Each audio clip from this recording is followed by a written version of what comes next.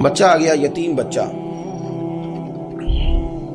اس نے آ کے عرض کی حضور 3 گھر میں افراد ہیں، میں، میری بہن اور میری بیوہ ماں. والد حضور چلے گئے اور آج نا 3 دن ہو گئے روٹی کوئی نہیں کھائی. میں اس منظر کو بھی جانتا ہوں کہ جب یتیم گھر میں اکٹھے بیٹھے ہوتے ہیں اور پتہ ہوتا ہے ان کو کہ ہماری اماں کے پاس آج پیسے کوئی نہیں اور گھر میں روٹی بھی کوئی نہیں، تو پھر ان کو بھوک ہی نہیں لگتی. ہاں نہیں لگتی. اماں پوچھتی ہے پتر روٹی کھانی ہے؟ نہیں میں تو سویرے جو کھایا تھا وہ ہضم ہی نہیں ہوا. اماں جی شاہی کوئی نہیں. یہ پردے اس طرح کر کے بچائے جاتے ہیں. ایک دوسرے کو تسلیاں دینا، ایک دوسرے سے پیار کا بڑھ جانا، ایک دوسرے کے لیے جذبات اور طرح کے بن جانا حکمت الہی کے تقاضے ہوتے ہیں. یا رسول اللہ صلی اللہ تعالی علیہ وسلم بیوہ ماں ہے، یتیم بہن ہے، 3 دن سے کھایا کچھ نہیں. قربان جائیں وہ گھر جہاں سے کائنات کھاتی ہے ساری. حضور نے فرمایا بلال جا کے ساری ازواج مطہرات سے پوچھ گھر میں کیا ہے. حضرت بلال کہتے ہیں میں سارے گھاری پوچھ آیا، ٹٹول آیا، ٹوٹل 21 کھجوریں نکلی.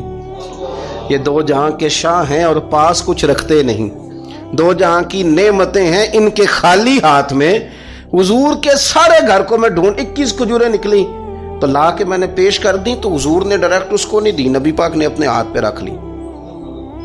اور کہتے ہیں پھر حضور نے نا اپنا منہ مبارک قریب کیا کھجوروں کے. صحابہ خود فرماتے ہیں کہ یہ جو حضور نے منہ مبارک قریب کیا ہے نا تو نبی پاک برکت کی دعا کر رہے تھے. 21 کھجوروں پہ برکت کی دعا ہوئی. حضور نے اس بچے کو بلایا، تھپکی دی، فرمایا لے جا 7 تیری بہن کی. انہیں معمولی نہ سمجھنا ہو تو حضرت بلال کہتے ہیں حضور 3 بھی دے دینا کبھی تو 30 سال ختم ہی نہیں ہوتی.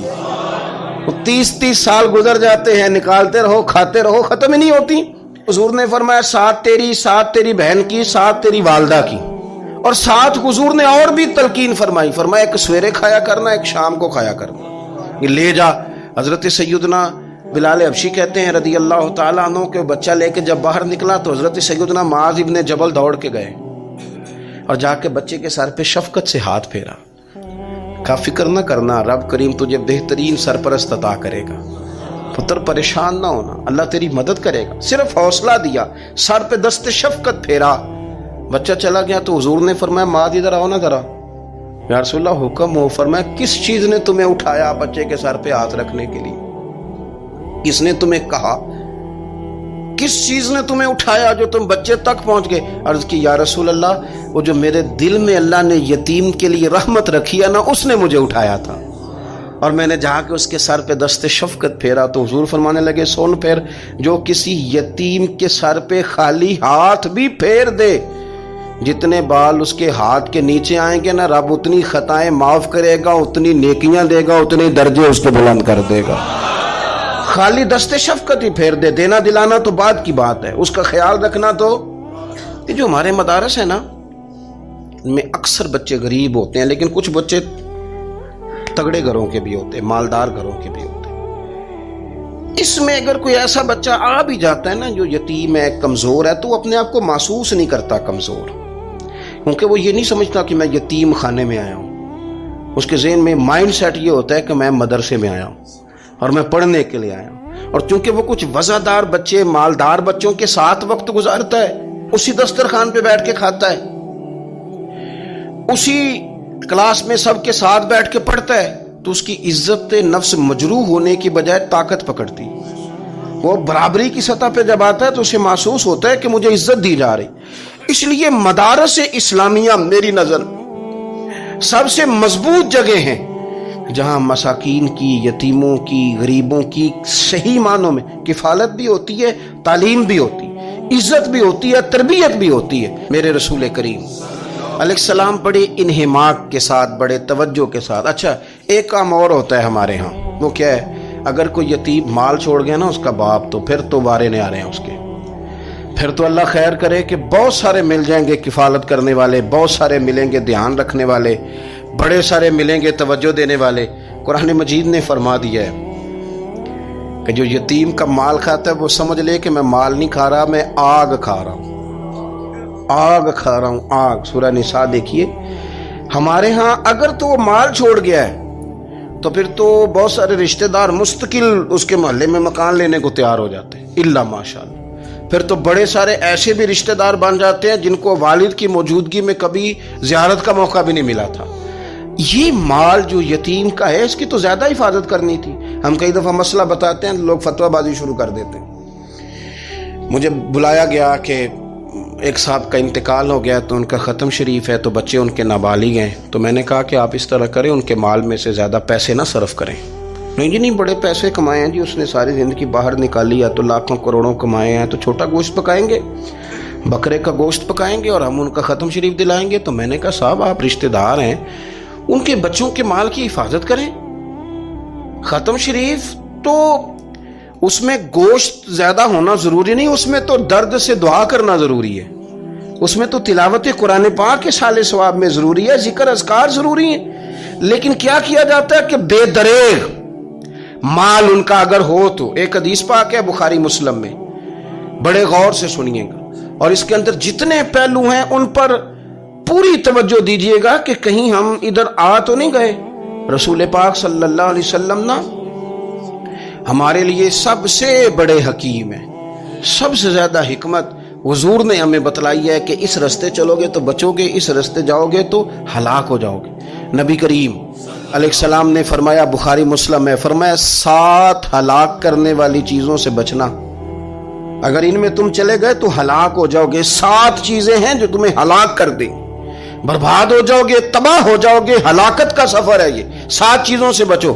یا رسول اللہ صلی اللہ علیہ وسلم وہ کون کون سی؟ تو حضور نے فرمایا اللہ کے ساتھ شریک نہ کرنا، ہلاک ہو جاؤ گے۔ دوسرا نبی پاک صلی اللہ علیہ وسلم نے فرمایا جادو نہ کرنا، ہلاک ہو جاؤ گے، ہلاک۔ اور یار جسے حضور فرما رہے ہیں ہلاک ہو جائے وہ بچے گا۔ نبی پاک صلی اللہ علیہ وسلم نے تیسرے نمبر پر فرمایا جس شخص کے قتل کرنے کو اللہ نے حرام قرار دیا ہے اسے قتل نہ کرنا، ہلاک ہو جاؤ گے۔ چوتھے نمبر پر رسول پاک علیہ السلام نے فرمایا سود نہ کبھی بھی کھانا، ہلاک ہو جاؤ گے، ہلاک۔ بڑی بڑی دلیلیں دی بینک والوں نے، بڑا سمجھایا تو عادی صاحب مان گئے، محترم مان گئے، کہنے لگے نہیں جی نہیں وہ کاروبار میں لگاتے ہیں۔ بڑے بھولے بالے ہیں ہم، پتہ سارا ہے۔ اور دیکھو سب کاموں کے باوجود مستقل بینکوں میں پیسے اس اکاؤنٹ میں رکھے ہوئے ہیں جہاں سے مستقل سود آتا ہے۔ حضور نے فرمایا نہ کرنا یہ کام۔ تو کہتا ہے میں سود پہ پیسے لے کے کاروبار چمکاؤں گا، تیرے نبی پاک نے تو فرمایا تو ہلاک ہو جائے گا۔ تو کہتا ہے میں میل لگاؤں گا، حضور نے تو فرمایا ہلاکت ہے۔ تو کہتا ہے میں بڑا کچھ کر جاؤں گا تو ہلاکت ہے۔ اچھی طرح سمجھ لیں، اصل مال بھی ضائع ہو جاتا ہے اس بندے کا جو سود کا مال ملا لیتا ہے، اصل برکت بھی اڑ جاتی۔ اور میرے نبی پاک صلی اللہ علیہ وسلم نے 5ویں نمبر پہ فرمایا یتیم کا مال نہ کھانا، ہلاک ہو جاؤ گے، نہ کھانا ان کا مال، یہ کروڑوں ہو، اربوں ہو یا 10 روپے ہو، یتیم کا پیسہ نہ کھا جانا، ہلاک ہو جاؤ گے، ہلاکت تمہیں آ لے گی۔ اور پھر 6 نمبر پر نبی پاک علیہ السلام نے فرمایا کفر سے جہاد ہو رہا ہو تو کبھی پیٹھ پھیر کے بھاگنا نہ، ہلاک ہو جاؤ گے۔ اور 7ویں نمبر پر اللہ کے رسول نے فرمایا بے قصور اور بے گناہ عورت پر تہمت نہ لگانا، بلا وجہ بہو کے کھاتے نہ کچھ ڈال دینا، بلا وجہ بھابھی اور بیوی اور کسی بھی خاتون پر کوئی الزام بے قصور عورت پر بہتان نہ لگانا۔ مار مار کے ایک شخص نے بحال کر دیا بیوی کو اور بعد میں پتا چلا کہ جی مجھے شک ہے تویز کراتی ہے۔ کیا آپ کی سوچ ہے؟ مسلمان اللہ کو ماننے والا اور اس باتوں پر الزام لگائے گا تویز کرا کے لاتی؟ بے قصور عورت پر بہتان، یہ ایک تو بات ہے اسے مارنا، اور ایک یہ ہے کہ کوئی تکلیف دینا، اور ایک خالی اتنی بات کی کہ بہتان بھی نہ لگانا، اس پر الزام نہ لگانا، یعنی تم نے صرف بے قصور عورت پر الزام ہی لگایا تو حضور فرماتے ہیں ہلاک ہو جاؤ، یہ ہلاکت والا کام ہے۔ لیکن ہم بغیر سوچے سمجھے کہہ دیتے ہیں اس نے کہا ہے، اس نے کیا ہے، یہ کرتی ہے، یہ کام نہیں کریں۔ یہ 7 وہ چیزیں ہیں جو ہلاک کر دیں گی۔ نبی پاک صلی اللہ تعالی علیہ وآلہ وسلم فرماتے ہیں میں نا جنت کا دروازہ کھولوں گا تو ایک عورت کو نا میں سبقت لے جاتے ہوئے دیکھوں گا، یعنی وہ جلدی سے جنت میں داخل ہو رہی۔ یا بعض شارحین کہتے ہیں کہ حضور داخل ہوتے ہی سب سے پہلے اس کا چہرہ دیکھیں گے، حضور فرمائیں گے تو پہلے ہی آ گئی، बीबी जन्नत में। हुजूर ने दरवाजा खोला तो जल्दी से नजर आई, तू पहले आ गई। सब ने लिखा है कि इस औरत की शान ये है कि सबसे पहले जन्नत में गई। मैंने हदीस पढ़ी तो मैंने नीचे हाशिए में लिखा, मैंने कहा मेरा ख्याल ये है कि इसकी ज्यादा शान ये है कि जन्नत में इसकी सबसे पहली मुलाकात मदीने वाले महबूब से हो गई। ये देखो कितनी बड़ी शान। हुजूर फरमाने लगे तू कैसे पहले ही आ गई, कौन है तू? तो वो कहने लगी हुजूर मैं बेवा हूं, मेरे बच्चे यतीम थे, मैंने उनकी खातर ना बैठी रही, मैंने निकाह नहीं किया, मैंने उन यतीमों की परवरिश की, बेवा बन के जिंदगी गुजार दी, उन यतीमों के लिए बैठी रही। इसको जायज है, ये कर सकती थी, लेकिन इसने सोचा कि मैं इनकी निगहबानी यतीमों के लिए बैठी रही। आज शान ये है कि मदीने वाले के लिए जब दरवाजा खुला है तो इस बीबी को भी रब करीम ने फौरन ही जन्नत अता फरमा दी। ये सबसे पहले गई। मैंने देखी हैं ऐसी औरतें 23 साल में बेवा हुई पर उम्र बच्चों के नाम कर दी। उसे पता था कि कल को जब ये बड़े होंगे तो ये अपने कमरे का दरवाजा बंद कर लेंगे, ये नहीं पूछेंगे कि अम्मा सोई है कि जाग रही है, इनका आना जाना अलग से हो जाएगा, इनके ताल्लुकात अपने हो जाएंगे। पर ये बैठी रही, ये बैठी रही। इसने बच्चों को वक्त दिया तो बच्चे तो क्या इसको सिला देते थे, रब ने ये सिला दिया है कि सबसे पहले इसे जन्नत में दाखिला अता फरमाया। अबू दाऊद शरीफ में मुस्नद इमाम अहमद बिन हंबल में हदीस है, नबी पाक सल्लल्लाहु अलैहि वसल्लम के चचा ज़ात थे हज़रत जाफ़र तैयार, मौला अली शेर खुदा के भाई थे, जंग मौता में शहीद हो गए।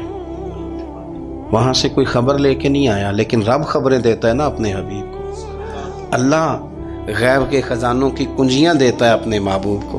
नबी करीम सल्लल्लाहु ताला अलैहि वसल्लम ना उनके घर गए, उनकी ज़ौजा का नाम अस्मा बिनते उमैस था। हुजूर ने फरमाया अस्मा मेरे भतीजों को मेरे पास लाओ, मोहम्मद बिन जाफ़र और अब्दुल्ला बिन जाफ़र रदी अल्लाह ताला अन्हु। बच्चे करीब आए, हुजूर को पता है इनके वालिद शहीद हो गए। नबी पाक ने अपनी नाक मुबारक उनके रुखसारों पे रखे, फिर हुजूर ने उनका माथा चूमा, फिर नबी पाक सल्लल्लाहु अलैहि वसल्लम ने सीने से लगाया, फरमाया हजाम को बुलाओ ना ज़रा, इनके बाल तराशे कितनी बड़े हो गए, हजामत होने वाली। हुजूर प्यार कर रहे थे, आंखों में आंसू थे, तो जनाब अस्मा करीब आई, कहने लगे हुजूर मेरे शौहर की कोई खबर आ गई है? तो नबी पाक सल्लल्लाहु ताला अलैहि वसल्लम ने गर्दन मुबारक उठाई तो आंखों में आंसू थे। फरमाया रब ने मेरे भाई को शहादत का दर्जा अता किया है। फरमाया कोई आहो बका ना करना मेरे भाई पर, अल्लाह ने उसे शहादत का दर्जा दिया है। हज़रत जाफ़र तैयार के घर वालों के लिए हुजूर ने सहाबा को हुक्म दिया कि ये गम में हैं, इनके लिए खाने पका के लाओ। फिर नबी पाक उन बच्चों से प्यार करने लगे, फरमाने लगे ये जो है ना मोहम्मद बिन जाफ़र ये अपने दादा जनाब अबू तालब से मिलता जुलता है, और ये जो अब्दुल्ला बिन जाफ़र है ये तो सारा मेरे साथ मिलता जुलता है। नबी पाक सल्लल्लाहु अलैहि वसल्लम प्यार करते, बातें करते। हज़रत अस्मा रोने लगी। ये अबू दाऊद शरीफ में मुस्नद इमाम अहमद बिन हंबल में चमकते जुमले। अर्ज़ करने लगी हुजूर मेरे बच्चों का क्या बनेगा, कौन किफालत करेगा? कुर्बान जाएं रसूल पाक सल्लल्लाहु अलैहि वसल्लम के क्या जुमले, यतीमों के लिए हुजूर का नवाजने का क्या अंदाज है। फरमाया अस्मा तू फिक्र न कर, अना वलीयुहुम फिद दुनिया वल आखिरा। फरमाया मैं दुनिया में भी इनका वारिस बनूंगा, कयामत के दिन भी इनका वारिस बनूंगा। तू सिर्फ दुनिया की बात करती है कि निजाम मईशत का कैसे चलेगा, और मेरा वादा यह है कि दुनिया में भी इनकी सरपरस्ती करूंगा, आखिरत में भी सरपरस्ती करूंगा, आखिरत में भी मैं इनका ख्याल रखूंगा। आप गौर तो फरमाएं, तवज्जो तो करें कि इस कदर ज्यादा हुजूर का इन्हिमाक इस तबके के साथ हमें अपने दाएं बाएं अजीज़ों में, रिश्तेदारों में, दोस्तों में, इलाका में, पड़ोसियों में, मोहल्लेदारों में देखना चाहिए। ये बच्चे बेचारे मैंने देखा है इनके बिगड़ने में असल बात ये होती है कि कोई मुखलिस हो के सरपरस्त नहीं बनता। आगे बढ़ें, अपनी अपनी खिदमात पेश करें, और जिस तरह हमारा बच्चा बिगड़ जाए तो हम उसके लिए पूरी कोशिश करते हैं, जद्दोजहद करते हैं, हालात वाक़यात पस मंज़र पेश मंज़र का जायज़ा लेते हैं कि कौन से असबाब इख्तियार किए जाएं तो ये ठीक हो सकता है। वो सारी चीज़ें इनके लिए भी हमें इख्तियार करनी चाहिए। और ये बच्चे अगर एहसास ज़िम्मेदारी पकड़ जाएं, जो वारिस से महरूम हो जाते हैं, ये अगर एहसास ज़िम्मेदारी पकड़ जाएं तो फिर ये कौमों की क़यादत करते हैं। پھر یہ بہت بڑے جانباز ثابت ہوتے ہیں، پھر یہ اپنے گھر گھرانے کا نہیں، یہ ملتوں کے، قوموں کے لیے مشعل راہ بنتے ہیں۔ لیکن شرط یہ ہے کہ ہم ان کے لیے اپنے دلوں کو کشادہ کریں، سینوں کو وسیع کریں۔ اللہ کریم سمجھنے کی توفیق عطا فرمائے۔ آخر دعوانا ان الحمد